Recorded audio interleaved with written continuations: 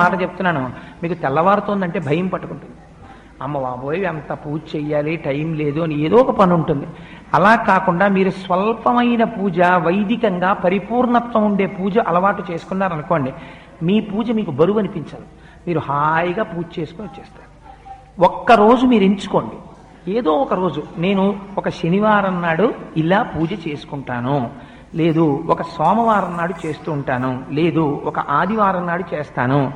ఆ రోజు నియమం పెట్టేసుకోండి, నేను ఈ రోజు విశేషార్చన చేస్తాను అని నియమం పెట్టుకుంటే ఒకే ఒక్కరోజు, ఆ ఒక్కరోజు చేయడానికి మీ మనస్సు ఉరకలు వేస్తుంది. ఇవాళ నేను విశేషార్చన చేస్తాను అని అదే పూజ ఎక్స్పాండ్ అవుతుందంతే. అదే పూజా విధానం, కొత్తగా మీరేం చేయక్కర్లే. కానీ అలా ఎలా పెరుగుతుందో మీకు ఎక్కడికక్కడ చూపిస్తూ ఉపచారములు మనం చేస్తాం శాస్త్రంలో. అవి మీ మనస్సుని తీసుకెళ్లి భగవంతుడి దగ్గర నిలబెట్టడం కోసమని ఉపయోగించాలి. అంతేకాని వాటిని మీరు